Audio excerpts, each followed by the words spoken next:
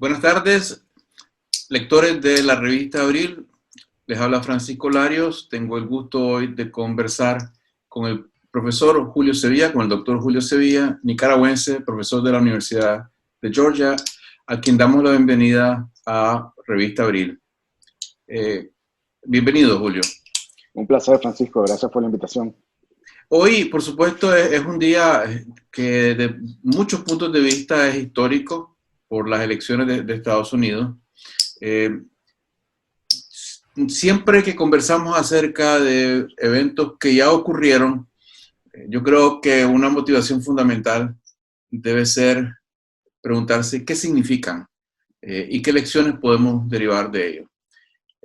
Evidentemente que la situación de Estados Unidos ha sido muy dramática en el área política y el país también atraviesa una crisis económica y sanitaria. Y bueno, te pongo esa pregunta difícil para empezar. ¿Cuál es el significado de la elección y de la victoria del candidato demócrata Joe Biden el día de hoy? Efectivamente, Francisco, cualquier elección en Estados Unidos tiene una gran importancia, ¿no? Es la principal potencia mundial. Tenemos elecciones cada 4 años, así que es un evento importante. Y estoy seguro que en la audiencia sabe muy bien que estos han sido tiempos muy turbulentos en Estados Unidos. Donald Trump es una figura muy polarizante, despierta muchas pasiones entre sus seguidores, pero más aún entre sus opositores, porque ya han demostrado en 2 ocasiones consecutivas que son la mayoría de los votantes, ¿no? En la primera ocasión, en el 2016, se alza con la elección, pero es rechazado por un excedente de 3 millones de votos. Hillary Clinton sacó 3 millones de votos más que él. En esta elección todavía estamos contando, pero se habla que va a salir perdiendo por cerca de 7 u 8 millones de votos y alrededor de 5 o 6% de diferencia. En la anterior perdió por 2% el voto popular. Bueno, el significado es que la polarización que representa Trump no es simplemente su personalidad, que como dicen es politically incorrect, ¿no? Incorrectamente político, o que dice cosas odiosas a algunas personas, o lanza ofensa, o usa malas palabras, que no es típico de los presidentes, o que pierde el control, ¿no? Pierde su temperamento. Esos son asuntos de forma que son problemáticos en un presidente, pero el problema con Donald Trump va mucho más allá, y es que una figura que ha venido a estremecer los cimientos de la democracia de Estados Unidos, así como el diario vivir de la sociedad del país, y hoy en día estamos viendo también su, a mi parecer, mala administración ha tenido un impacto grandísimo en la salud de los estadounidenses. Ya tenemos 250,000 de personas muertos casi, ya llevamos 3 días consecutivos con números récords de coronavirus. Al día de ayer 122,000 casos, así que me parece que Trump ha tenido un impacto negativo en el aspecto social, en el aspecto de salud y de la economía, porque el mal manejo del coronavirus también afecta a la economía, pero también de las instituciones, ¿no? Solo tenemos que ver cómo comenzó la carrera política de Donald Trump. Bueno, inicia hace 5 años llamando insultos a los mexicanos, ¿no? Llamándole violadores, que México no mandaba a su mejor gente. Luego, a través de los años, ha dicho que los indocumentados son animales. Incluso eso lo dejó plasmado, por ejemplo, Sonia Sotomayor, que es la primera magistrada y la única magistrada latina en la Corte Suprema de Justicia, cuando el caso de él contra los Dreamers, los 700,000 jóvenes que fueron traídos de niños a Estados Unidos y que han vivido aquí, este es su país, pero no tienen estatus porque sus padres son indocumentados, a pesar que este ha sido su único país.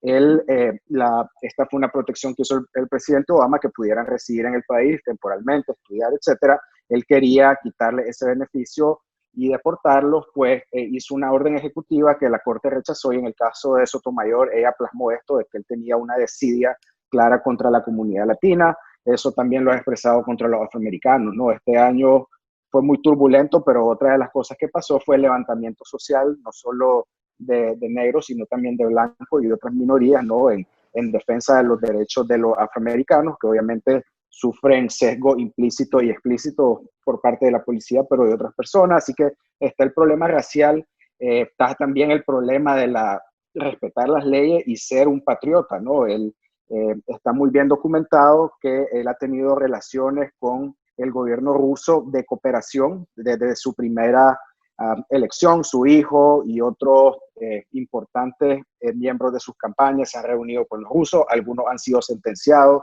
incluso está en la cárcel, ¿no? Por ejemplo, Manafort, su ex jefe de campaña, Stone, también, que ha sido su asesor de hace mucho tiempo, fue condenado por temas relacionados a Rusia y él mismo lo perdonó, que es sumamente problemático. En esta misma campaña, ¿no? Hemos visto cómo ha tratado de incidir en el gobierno de Ucrania a través de chantajes para que le ayudaran electoralmente, que eso invitar un injerencismo, y también cómo los mismos órganos de inteligencia que lideran gente nombrada por él, por ejemplo Christopher Wray del FBI, han advertido de que Rusia tiene una agenda clara en esta elección y que es ayudar a la reelección de Donald Trump, e incluso en cuanto a las fabricaciones recientes contra el hijo de Trump, Hunter Biden, fueron los mismos órganos de inteligencia que le advirtieron al presidente que su asesor, Rudy Giuliani, en otros tiempos, ¿no? Un célebre ex alcalde de Nueva York en la época del 11 de septiembre, hoy una figura sumamente problemática en el país, pues ellos mismos le dijeron que Giuliani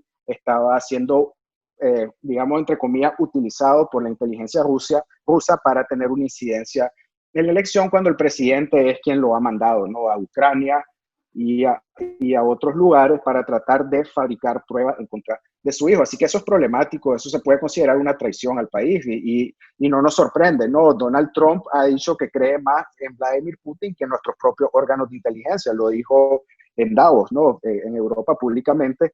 Así que eso es un gran problema en cuanto a la seguridad nacional del país, pero también a la lealtad que cualquier ciudadano, y en especial el presidente, tiene que brindarle a su país. Además de eso, vemos la falta de respeto de la democracia, ¿no? Y eso lo vemos ahorita. ¿Cuál de los 44 presidentes anteriores habían negado el resultado de la elección? Habían dicho que Desde había un antes, fraude desde masivo. antes. Sí, Porque, lo bien. porque Julio, el problema aquí no solamente es que él dispute, como está en su perfecto derecho, resultados parciales en tal o cual localidad, en tal o cual lugar, porque hay alguna evidencia de que algo se hizo Claro, con mal pruebas. y bueno, se presentan pruebas, va a la corte y se resuelve.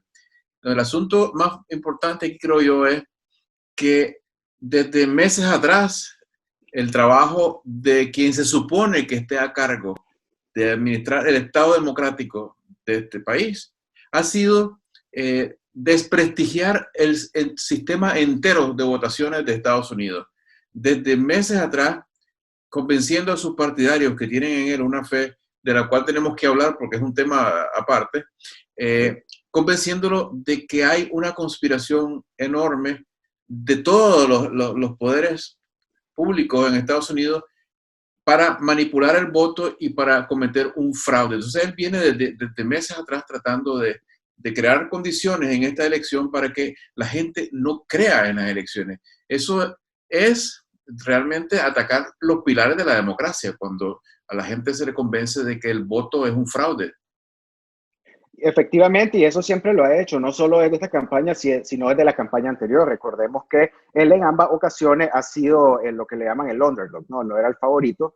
En la elección contra Clinton él esperaba perder, entonces venía diciendo que había fraude. Como ganó el colegio electoral, no dijo que había fraude, aunque sí dijo que 3 millones de mexicanos habían votado ilegalmente y por alguna razón, según él, sabía que era en contra de él, y eso lo ocupó como excusa para justificar que perdió el voto popular. No, él ha venido hablando desde hace mucho tiempo de fraude.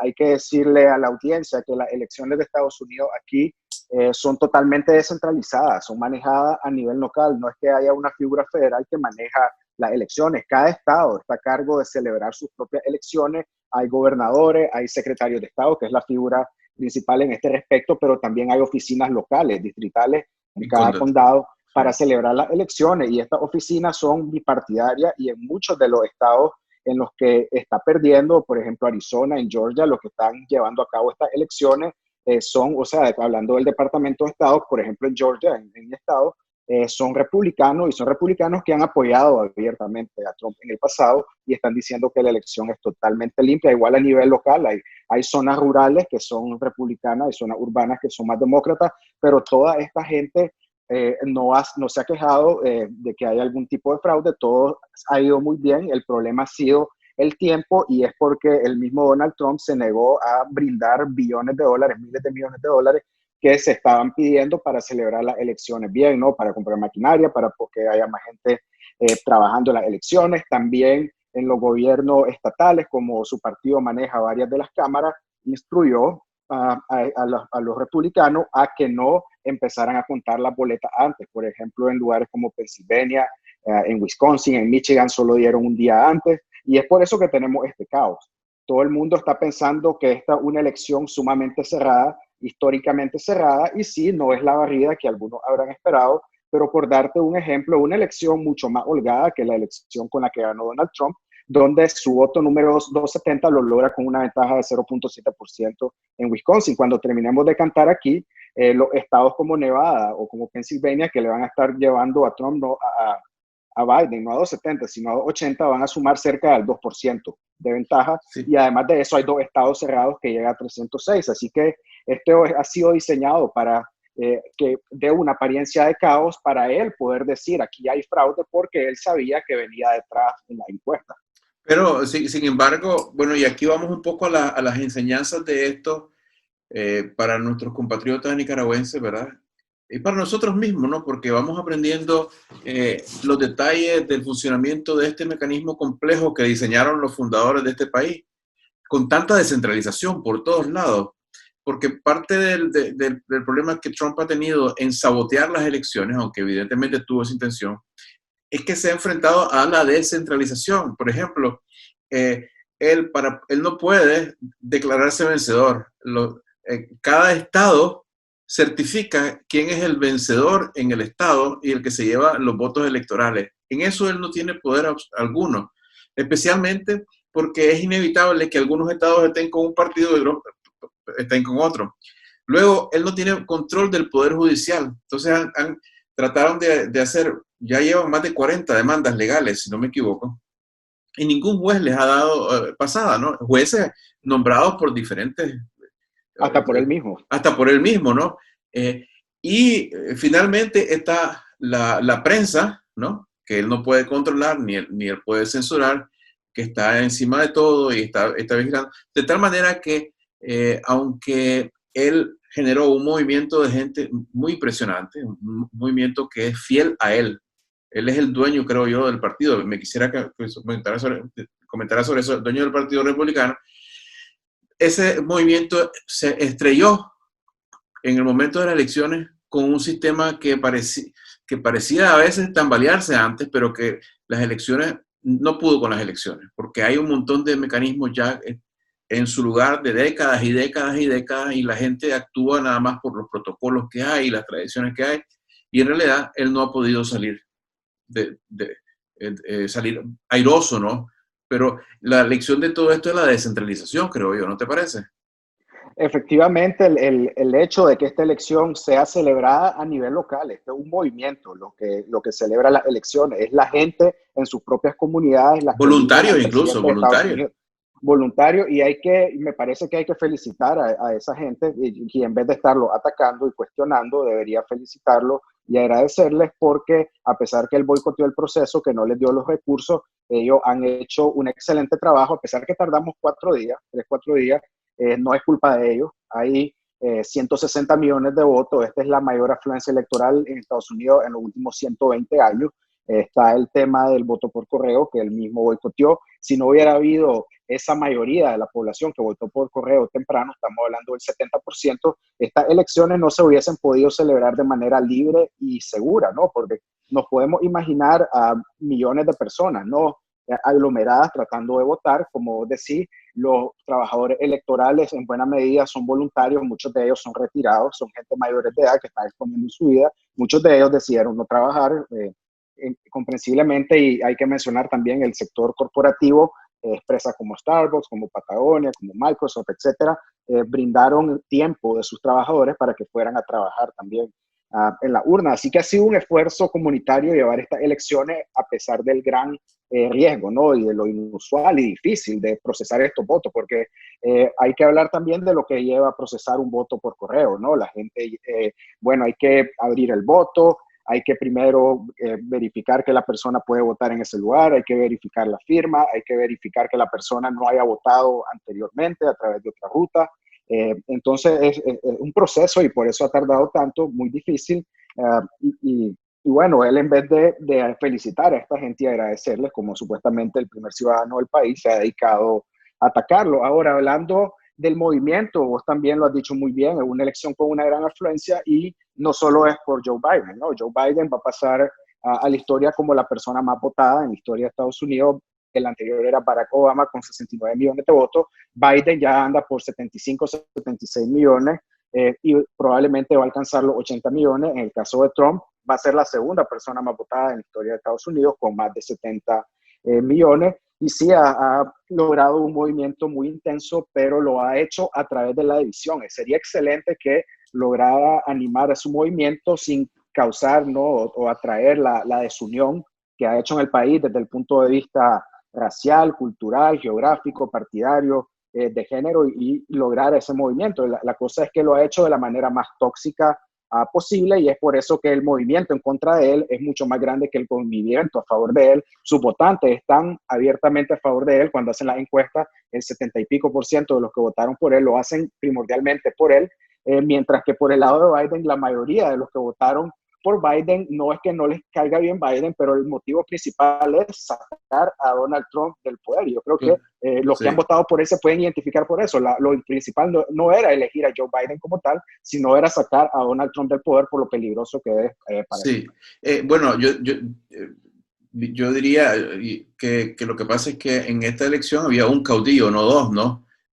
Y es raro, la figura del caudillo en Estados Unidos no se da normalmente. Este es un fenómeno inusual, es un fenómeno que desde un comienzo a mucha gente, incluso gente de centro derecha, le ha metido el miedo, ¿no? Porque para hablar las cosas con las palabras convencionales, que no son insultos, son descriptivas, el movimiento de Trump es un movimiento de carácter neofascista. No es muy diferente del movimiento de Le Pen en Francia, por ejemplo, de los neofascistas europeos, porque ¿en qué se basa? Se basa en la xenofobia, en el ataque a los inmigrantes, en caricaturizar al débil, al pobre, al que luce diferente, en la mentalidad de que Estados Unidos está bajo ataque y tiene que proyectar fuerza para defenderse. Todas esas cosas son nociones que realmente no exagera uno. Si se va en la historia y ve los comienzos del movimiento nazi, por ejemplo, son ideas que flotan en este tipo de ambientes y que desafortunadamente en Estados Unidos este hombre logró capturar ese espíritu y hacerlo explotar a través de las redes sociales. Y ese es otro tema que quisiera que habláramos, ¿no? Porque las redes sociales han sido un terreno de combate intensísimo, pero, y uno puede decir, bueno, qué bueno, ¿no? Que con esto nos hemos comunicado, nos hemos defendido, pero esas mismas redes sociales son las que permitieron que las posiciones más extremas de la política de Estados Unidos de repente ocuparan un lugar central y están ahí todavía, con Trump o sin Trump. Hay un montón de gente que es parte de ese movimiento. ¿Qué va a pasar ahora si Trump sale de la presidencia? ¿Qué va a pasar con ese movimiento? Esa es una buena pregunta, ¿no? Esa es la principal pregunta, ¿no? Hay dos posibilidades. La primera es de que Trump, como decía Ortega, ¿no? Que va a gobernar desde abajo, que va a conseguir con su movimiento y probablemente va a tratar de mantenerlo vivo. Ahora, él ha cometido varias violaciones, ¿no? A las leyes de Estados Unidos, como estábamos comentando, ¿no? Su colaboración con Rusia, ciertas instancias de abuso de poder, tiene también sus propios problemas personales con impuestos, ¿no? El IRS está investigando un posible fraude de más de 70 millones de dólares, de pedir deducciones que no merecía y que puede terminar con cobros de más de 100 millones de dólares, pero asumiendo pues que salga airoso y que no tenga problemas con la justicia, yo pensaría que él va a tratar de mantener su movimiento. Se habla que puede abrir un canal de televisión junto con su familia, ¿no? Como la estrella de este canal, así que esa es una posibilidad. Hay que ver cómo va a funcionar el mito de Donald Trump con sus seguidores, ¿no? Porque ellos lo ven como una especie de Dios, como de caudillo, y eso es lo que Y a sin mí en lo exagerar, no, personal. no estás exagerando. Yo creo que esto es algo que valdría la pena que lo explicaras a nuestra audiencia, sobre todo a aquellos que no viven en Estados Unidos, el carácter de culto que tiene el movimiento de Trump y que mucha gente, de hecho, usa lenguaje religioso con respecto a él. Hablan de que es ungido, por ejemplo, ¿no? Él mismo lo ha dicho, que él es el escogido de Dios, él lo ha dicho abiertamente, ¿no? Y ha sido celebrado por sus seguidores y creo que estaría bien si fuese una persona religiosa, ¿no? Pero él ha demostrado no ser una persona religiosa, de hecho ni siquiera va a servicios religiosos, ni siquiera para ganar votos lo pueden obligar a ir, así que religioso no tiene nada, pero sí hay un culto alrededor de su personalidad y es por eso que sus seguidores creen todo lo que diga y han entrado incluso a él mismo ha puesto en la palestra pública a movimientos como QAnon, que es un movimiento de teorías conspirativas, ¿no? Que dicen cosas como que Barack Obama, Hillary Clinton, Bill Gates, Brad Pitt, George Clooney y figuras de ese tipo son una red de pedófilos que tienen a niños enjaulados en una pizzería en En Washington y que se Washington. tragan su sangre. Sí. Entonces, ese tipo de cosas dicen y ellos las promueven y él utiliza lenguaje consistente con esa mitología para intensificar, ¿no?, las creencias de esos grupos. Sí, yo creo que bueno, vos sos parte de Nicas por Biden en Estados Unidos, ¿verdad? Y el hecho que diga Nicas por Biden pues, muestra primero que sabemos de tu enorme interés en lo que pasa en Nicaragua y tu contribución, pero indica que poder ver la política no solamente desde el lado de Estados Unidos, sino como un nicaragüense, ¿no? Y ese es un tema para mí bien difícil porque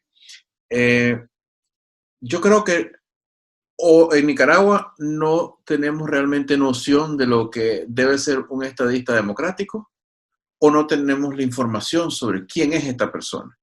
Te lo digo porque hay una persona, por ejemplo, que me contó que su mamá estaba de luto hoy en Nicaragua. Y luego hay otro muchacho, una señora mayor, digamos, tal vez una señora mayor, ¿verdad? Puede estar menos informada. Pero luego me parece en las redes un joven que es parte de la resistencia contra Ortega en Nicaragua, supuestamente, esperanza para el futuro democrático del país, que estuvo preso incluso. Y viene y me comenta o comenta en las redes que en Estados Unidos la gente va a llorar lágrimas de sangre por la decisión. Y yo estoy seguro que si estuvieran de frente a Donald Trump de carne y hueso, les recordaría muchísimo a Ortega o a Chávez, a toda esa gente, pero ¿qué crees que ha pasado? O sea, ¿cuál es este fenómeno? ¿Que les gusta el hombre fuerte que está en otro lado o será que no hay información? Bueno, el éxito de Donald Trump ha sido con las personas de bajo nivel educativo, ¿no? Lo logró en la elección del 2016. De hecho, por eso hubo cierto desbalance en la encuesta, porque, por ejemplo, antes a los blancos lo encuestaban sin importarle a los entrevistadores su nivel educativo, porque los blancos eran, independientemente de su nivel, igualmente demócrata o republicano. Hoy en día la gran mayoría de los, digamos, de los blancos que tienen un bajo nivel educativo son abiertamente pro-Trump y ha habido un desgrane, una erosión de los republicanos educados, de los urbanos, hacia la figura de Biden, ¿no? Así que me parece que la gente que tiene un menos conocimiento son más susceptibles a caer a estas mentiras. No quiero generalizar, conozco mucha gente que no necesariamente tienen un gran nivel educativo, pero sí tienen la capacidad de discernir y ver que Donald Trump no es un líder verdadero, es muy similar a Ortega. Conozco a otros que son muy educados y aún así han colapsado, ¿no?, hacia los halagos, y yo diría hasta cierto punto el active measure, ¿no?, de los rusos que han jugado un papel. Por ejemplo, si hablamos de Miami, donde está buena parte de la comunidad nicaragüense, ha habido un vuelco, siempre ha habido una tendencia republicana, pero en este caso ha habido un vuelco hacia Donald Trump, o al menos de escepticismo hacia los demócratas por las campañas de desinformación. Entonces está el hecho de que las personas son manipuladas fácilmente. Está también el efecto, ¿no?, del 18 de abril, que, bueno, la gente piensa, Barack Obama no hizo nada por Nicaragua, Donald Trump sí ha hecho. Pero Pero ¿por qué Donald Estados Trump estaba en el Unidos? poder cuando pasó el Efectivamente, 18 sí. de abril. Claro, Barack Obama, no, Donald Trump está en el poder y No, entonces pero, por eso. perdón, pero es que el que estaba en el poder el 18 de abril era Donald Trump. Sí, sí, sí, precisamente. Obama no le puso mucha atención a Nicaragua porque no había habido ese levantamiento durante su gobierno. En la época de Trump, es cuando se da eso, y no solo él, sino que ambos partidos, de hecho, por eso pasó la NICAC, ¿no? Que estaba Sí. estancada en el Congreso por su propia administración, ¿no? Venía siendo trabajada desde la administración de Obama y había pasado ya más de un año del gobierno de Trump y él no tenía ningún interés por la NICAC ni por Nicaragua. Ocurre el 18 de abril y hay un interés de ambos partidos, pasan la NICAC de manera unánime y por eso deberíamos esperar que se siga aplicando, y es por eso que hay un cambio, pero la gente no puede discernir de que es por los mismos nicaragüenses bueno, muchos de ellos que ofrendaron sus vidas, los decenas de miles que tuvieron que dejar el país, que tuvieron mucho sufrimiento, persecución. Es por esas personas que Estados Unidos ha tomado medidas, y ambos partidos, no por Donald Trump, que nunca le ha interesado Nicaragua, y que yo me aventuraría a decir de que su preocupación por Nicaragua, Venezuela y Cuba empieza nada más cuando ve esa oportunidad, ¿no? Los problemas en Venezuela, los problemas en Nicaragua, y ve de que fácilmente puede captar a ese voto tomando, por lo menos fingiendo, ¿no? Él llegó a iba a decir que iba a liberar a Cuba, ¿no? Después de que Cuba lleva más de 60 años en Todos los dictadura y no ha hecho presidentes nada al respecto. republicanos, todos los presidentes republicanos han dado ese discurso.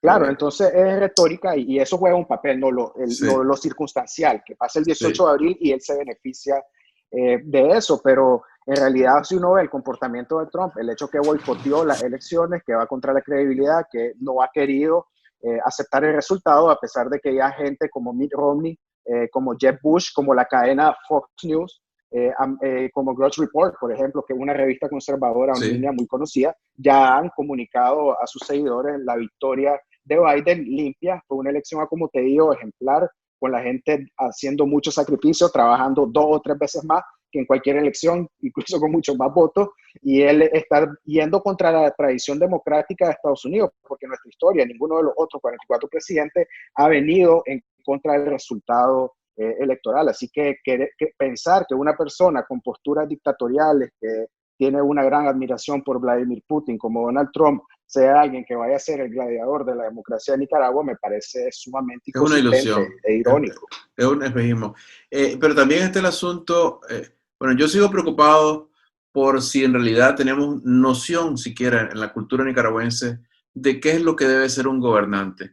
Porque yo cuando veo a alguien comportarse, como se dice hoy en día, como un bully, que insulta a los periodistas, que arenga a sus partidarios a que ataquen a los periodistas, que de hecho ha causado actos de violencia contra la gente, Y hay que eh, hablar de eso. que hay que hablar de eso también, y que ha animado a grupos paramilitares, que a su vez han tratado ya de cometer actos de violencia, incluso al punto de querer secuestrar a una gobernadora. O sea, estamos hablando prácticamente de una figura que tiene más en común con Ortega, que era un arengador de masas y un provocador de azonadas, Y líder paramilitar, diría yo, y un un líder líder. paramilitar. O sea, pero yo quisiera que explicaras y contaras a la audiencia el fenómeno de la incitación a la violencia de parte de Trump y de los embriones, digamos, de grupos paramilitares que existen y que de hecho el gobierno mismo, el mismo FBI considera como una amenaza terrorista. Efectivamente, yo te doy un ejemplo. Desde su campaña del 2015 es muy común en Estados Unidos que a los mitines políticos, por ejemplo, de un demócrata viene un republicano y a la mitad de su discurso saca una pancarta, ¿no? Y empieza a protestar contra él de manera pacífica. Lo mismo pasa, ¿no? En un rally, bueno, del otro partido viene alguien y le hace como un pequeño boicot, pero una protesta cívica y bueno, son sacados, ¿no? Del lugar porque tienen derecho el otro partido a organizar su evento. Pero es manejado de manera cívica y es aceptado porque ambos partidos lo hacen y no hay ningún tipo de amenaza de una manera de expresión política.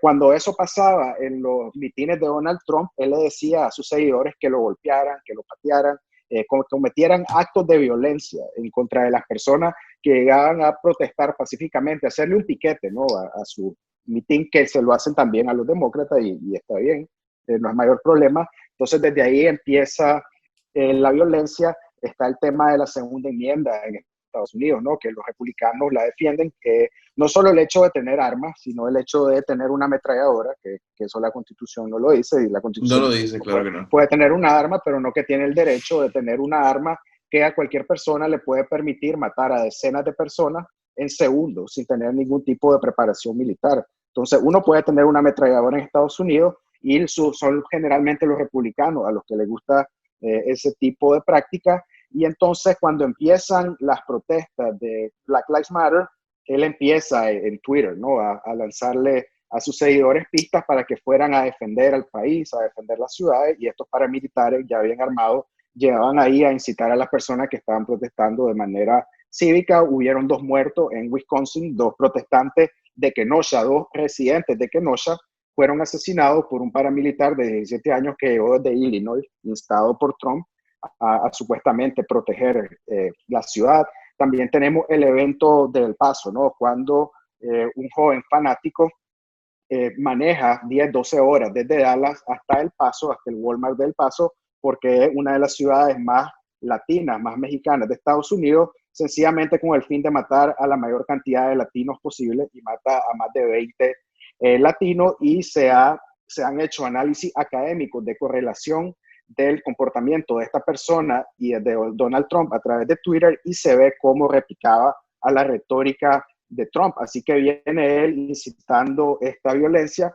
Había incluso, le dijo a los Proud Boys, que son un grupo, como decís vos, fascista, neonazi, les dijo que estuvieran pendientes, lo dijo en el debate, ¿no? Lo dijo en público en el debate, sí. Le pidieron que los condenara, y más bien les dijo, esténse pendientes. Que estén listos, sí, dijo, stand by, estén listos, sí. Sí, La pregunta es listo para, la pregunta, ¿verdad? Es listo para qué, para ¿verdad? Esto, probablemente, para Exacto. las elecciones. Sí. Afortunadamente no ha hecho mayor llamado a eso, y no se ha visto, que sepa yo, actividad de estos paramilitares, pero si él lo hiciera, estas personas se activarían inmediatamente. Y yo he sabido de nicaragüenses, tristemente, que hacen ese tipo de comentarios, que están comprando armas, que saben de gente que está comprando armas para defender a Donald Trump, y estas mismas personas son los que condenan a los paramilitares en Nicaragua, pero promueven las prácticas paramilitares en Estados Unidos, y también promueven la antidemocracia en Estados Unidos, mientras atacan la antidemocracia de Daniel Ortega, que por supuesto tiene que ser combatida a todos los niveles. Por supuesto. Pero al mismo tiempo no seamos inconsistentes, no queramos que solo porque es nuestro partido tengamos dictadura, no, pero cuando es el otro partido no tienen derecho a ganar, y es nuestra dictadura. Entonces, ese tipo de fanatismos son inapropiados. No, es que no solo no soy inapropiado, la preocupación, lo que yo tengo en mi cabeza que no me deja dormir, y que te lo he mencionado varias veces, al fin y al cabo se resume en que una cosa es estar en contra de una dictadura y otra cosa es ser un demócrata uno, estar a favor de la democracia. Son 2 cosas diferentes. Y entonces, a mí me queda de esta experiencia de las elecciones de Estados Unidos, la satisfacción de ver que hay muchísimos nicaragüenses, así como vos y como otros de Nicas por Biden y muchos otros, que han como que salido de la sombra, ¿no? Porque se han sentido intimidados a veces de decir, no, yo no estoy con esta gente, y se declaran claramente pues, a favor de la conducta democrática y decente, ¿no? Pero que hay muchos otros que dicen odiar a Ortega y que gritan contra la dictadura de Nicaragua, pero que realmente yo dudo de ellos ahora, hoy en día yo dudo de ellos como personas demócratas de verdad. Porque, sí, vos porque no puede ser, ¿no? O sea, o estás por la democracia o estás contra la democracia. Y cuando yo tal vez yo tengo los anteojos demasiado gruesos, pero para mí los síntomas del autoritarismo de Donald Trump son evidentes.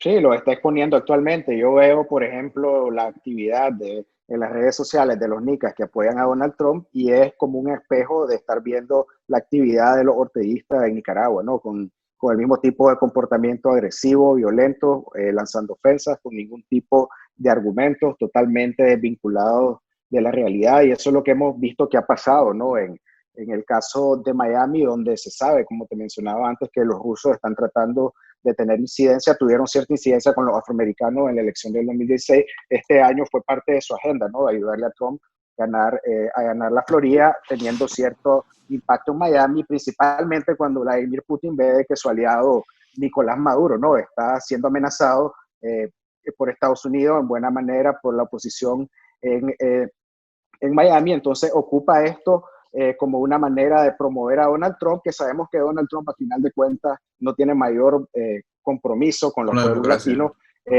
Nicolás Maduro estaba a punto de abandonar Venezuela cuando se montó, ¿no?, aquella pantomima, y se sabe, Mike Pompeo lo dijo en CNN, en vivo, está ahí el video, no lo estoy inventando, se lo puedo mandar al que quiera.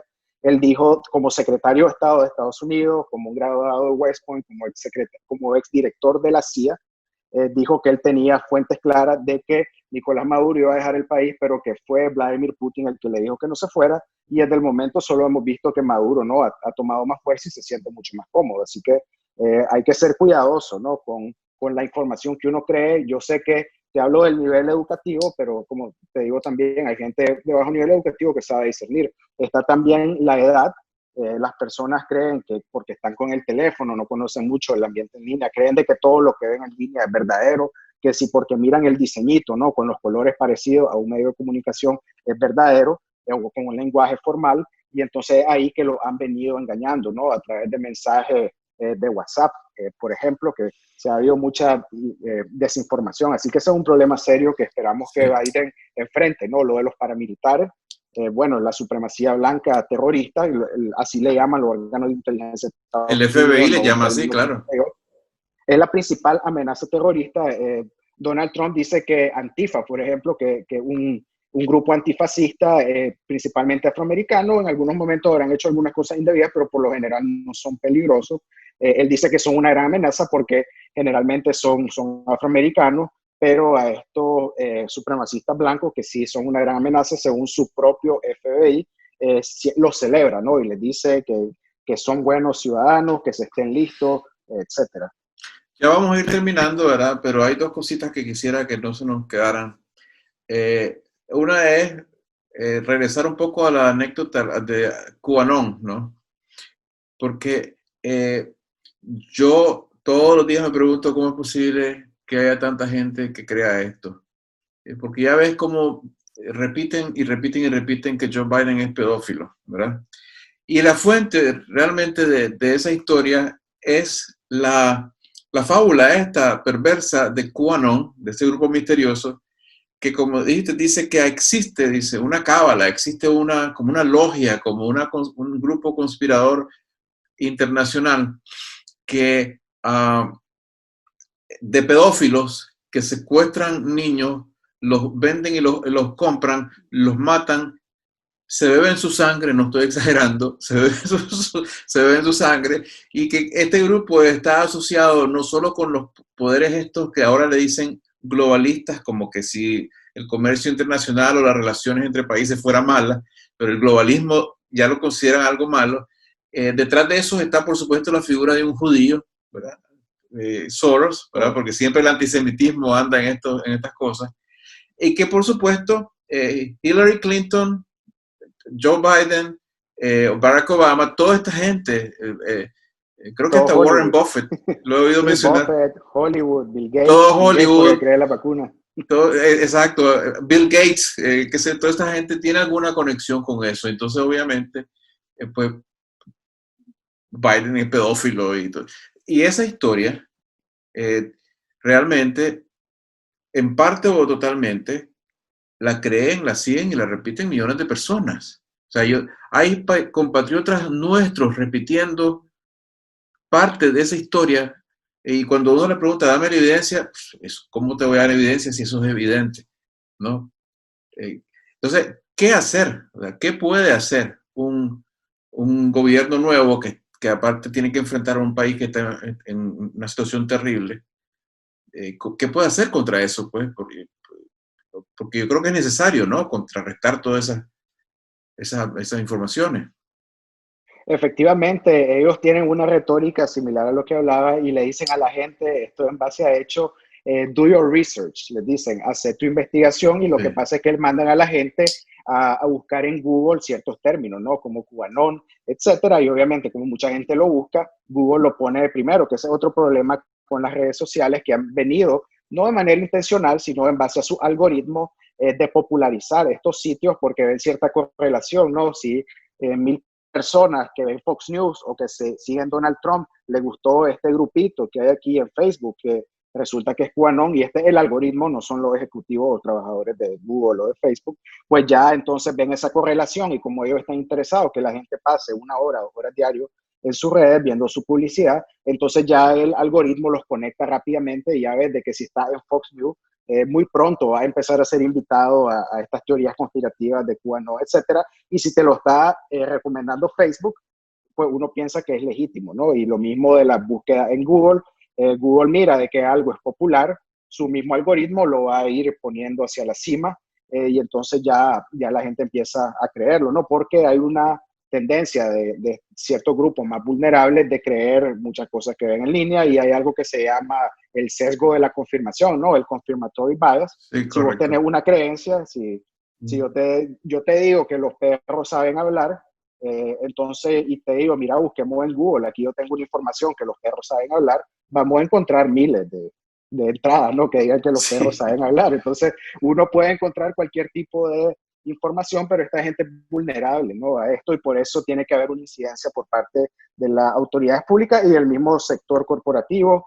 Creo que, bueno, Facebook y Google pues tienen muchos problemas, en especial Facebook, diría yo, pero por lo menos se supone, y no tenemos acceso a su algoritmo, pero han dicho que han hecho algunos esfuerzos y si no, han bloqueado a QAnon, a los Proud Boys, incluso Twitter ha empezado a ponerle etiquetas a Trump cuando dice algo que no es cierto, por ejemplo, el resultado electoral o cosas relacionadas al coronavirus, que ha dicho cosas ciertas, como que el 80% de los que se ponen máscara les da coronavirus. Entonces han hecho algunos esfuerzos, creo que tiene que haber más, no podemos esperar que ellos carguen con todo el peso. Un problema en Estados Unidos y en parte pues por lo rápido que avanzan las redes sociales y la tecnología, pero también por el estancamiento, ¿no? Político que hay, que es prácticamente imposible hacer cualquier cosa. La NICAD creo que es la única ley en muchísimos años que ha pasado de manera bueno, abrumadora, ¿no? Sin ningún tipo de oposición. Entonces, es difícil hacer leyes por el ambiente en Estados Unidos, pero tiene que hacerse porque hay que combatir la desinformación. Los republicanos han hecho un pésimo trabajo combatiendo. Yo le pregunto a mis compatriotas en Miami, ¿qué está haciendo Marco Rubio, ¿no? Que un gran abanderado de la democracia, que está, bueno, él es un gran opositor a Vladimir Putin, ¿por qué no está haciendo lo suficiente de que los rusos le están lavando el cerebro a sus propios votantes? No sabe él de que en la próxima elección los rusos le pueden lavar el cerebro a sus propios votantes en En contra de él. contra suya. Y no debería ser en todo en base a conveniencia, como es Trump, ¿no? Que Trump no hace nada porque le beneficia y muchos republicanos no hacen nada porque los rusos les están ayudando, hablemos claro, ¿no? Ellos saben que los rusos les están ayudando y no hacen nada porque querían ganar la elección. Esperamos de que ahora estos republicanos y, bueno, los demócratas liderados por Biden empiecen a tomar leyes, tienen que sancionar, tienen que pararse fuertemente en frente de Putin, hacerlo pagar por el daño que le ha hecho la democracia de este país, por incidir en nuestro proceso electoral y tiene que tener una infraestructura para podernos defender de la desinformación, porque muchos expertos dicen que una de las mayores amenazas para el mundo, no solo la política, para el mundo, es la desinformación. Y los rusos hoy en día, esa es la manera en la que hacen la guerra, no es a través de las armas. Ellos saben que no le van a ganar a Estados Unidos en la arena militar, pero por el momento le están ganando a Estados Unidos en la arena de la guerra de la desinformación, y eso es algo que Estados Unidos tiene que revertir. Sí. Que además es un arma de destrucción institucional, ¿no? Porque han venido socavando aquí, las instituciones al fin y al cabo están en la cabeza de la gente, y si le lavas el cerebro a la gente, la institución se pierde. Ya para terminar, danos una idea así a manera de bolita de cristal de los próximos meses, porque hoy es un día de júbilo, ¿no? Para quienes queremos Para la la democracia, mayoría. para la mayoría y sobre todo para los que queremos la democracia aquí y en el mundo, ¿no? Porque el mundo celebra hoy que Estados Unidos, por esta vez, por ahora, se ha salvado del avance de un movimiento autoritario de corte neofascista, pues, y eso es una gran victoria por el peligro que representaría, ¿no? Pero la verdad es que el país está hecho trizas de muchas maneras. La economía está en una crisis profunda y hay muchos negocios cerrados, hay una parálisis de gobierno, hay una parálisis fiscal, no hay apoyo, hay un enorme desempleo. La pandemia avanza exponencialmente, parece ya. Estamos en 120,000 casos cuando estábamos en 40 hace un par de meses al día, con más de 1,000 muertos al mes. Una situación dificilísima, y en esa situación entra un gobierno que va a estar a lo mejor en igualdad o en ligera minoría en el Senado, pero con la Cámara de Representantes, y un dinosaurio todavía ahí presente en el cuarto, que es el movimiento de Trump, porque aunque él esté fuera del poder, él tiene 88 millones de seguidores en Twitter, y cuando un político republicano se atreve a desafiarlo, un tweet de él le puede costarle la próxima elección a ese político, ¿no? Entonces, ese poder continúa ahí. ¿Qué puede hacer y qué crees vos que resulte de los próximos 6 meses? ¿Cómo se reconstruye esto? Creo que hay mucha incertidumbre, ¿no? Empezando por el proceso de reconocimiento del resultado, que estoy seguro se va a dar, pero no sabemos qué tan lentamente y qué tan accidentado puede ser, y a consecuencia de eso tiene que empezar un proceso de transición. En el último gobierno, cuando Barack Obama gana la presidencia en el 2008, el país estaba en una crisis económica.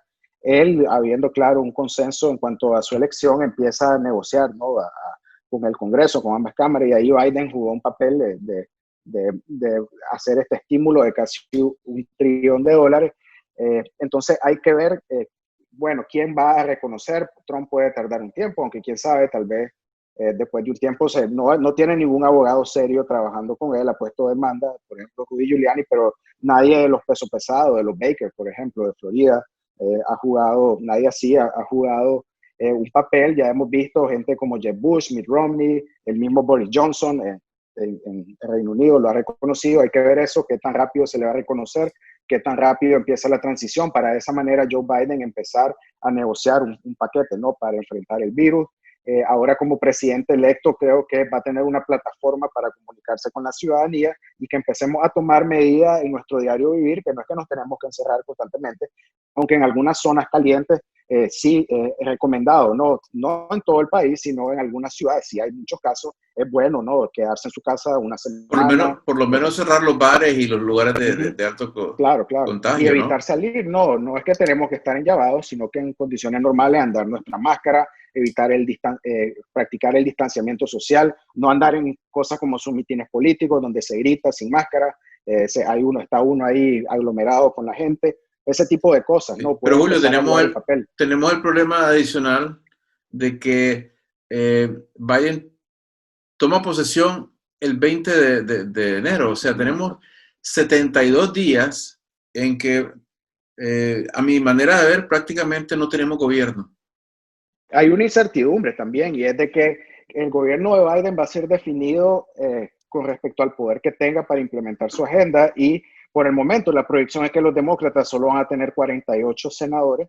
Hay algo interesante, ¿no? El fenómeno de Georgia, un estado republicano sólido hasta hace unos años, ha sido ganado por Joe Biden. Digo que ha sido ganado porque gana por 2 décimas. Ya se terminó de contar, una ventaja de alrededor de 8,000 votos. Entonces van a reconteo, pero el reconteo te cambia 100 votos. Entonces ahí ganaron los demócratas, y van a haber 2 elecciones especiales, porque en Georgia hay que ganar con 50% la elección de senadores. Así que nuestros 2 senadores van a ir a una elección el 5 de enero. Si los demócratas ganan, esos 2 senadores van a tener la mayoría, porque cuando están 50-50, que es lo que tendríamos si ganan, Kamala Harris se convierte en el voto 101, la vicepresidenta. Si no, los republicanos van a tener mayoría, y me parece que va a haber cierto rezago en lo que pueda hacer Biden, aunque sí la institucionalidad va a regresar. Vamos a tener gente competente en el Departamento de Estado, que Trump lo ha desmantelado prácticamente, en nuestros órganos de inteligencia, porque no quiere que haya gente seria que defienda el país de Rusia y de él mismo. Entonces vamos a tener mayor liderazgo en el aspecto del coronavirus, pero está esa gran incertidumbre. ¿Qué tanto poder va a tener Joe Biden? Algo que a los latinos les interesa, a los nicaragüenses. Él ha dicho, bueno, que mantiene las sanciones, pero también de que va a haber un trato más humano para los refugiados, que no se les va a deportar, ese tipo de prácticas se van a acabar, y Biden también ha dicho que a diferencia de la administración de Obama no va a deportar, que a mí me parece algo valiosísimo. Hay 11 millones de personas en Estados Unidos que no tienen estatus migratorio, Y que son parte de la sociedad del prometió que país. en los primeros 100 días iba a someter al Congreso una propuesta de Correcto. regularización de esta gente, que es muy importante. Claro, Ya lo último, pero ¿qué pasa en los próximos 72 días con la crisis que hay? ¿Qué pasa con las acciones de gobierno? bueno, si nos ponemos en base a Trump, me parece que va a ser catastrófico, ¿no? Si sacamos la cuenta, tenemos más de 1.000 muertos diarios ahorita, el número es exponencial, podemos llegar a un promedio de 1.500, 2.000 muertos diarios, podemos estar hablando de 300.000, 400.000 estadounidenses muertos de aquí al 20 de enero, y Biden, bueno, heredaría una montaña de casos, así que me parece que va a ser un inicio de gobierno durísimo, el desempleo está al 8%, el consumo ha ido subiendo muy poco, pero sin estímulo, que no han querido negociar los republicanos. Va a ser difícil que Biden pueda echar a andar, ¿no? El aspecto de la salud, pero y el aspecto económico cuando era el gobierno, porque no estoy seguro que Trump vaya a facilitar esa transición. Bueno, pues muchas gracias. Damos las gracias al doctor Julio Sevilla, profesor de la Universidad de Georgia y miembro destacado y prominente de NICA por Biden. Felicidades Gracias. por el triunfo, que en realidad es un triunfo de la democracia, es un triunfo para incluso los perdedores, porque muchas veces la gente que el apasionamiento apoya a líderes que más tarde les pasan la factura. Así que muchas gracias, Julio, y hasta la próxima. Un placer, Francisco. Gracias por la invitación nuevamente.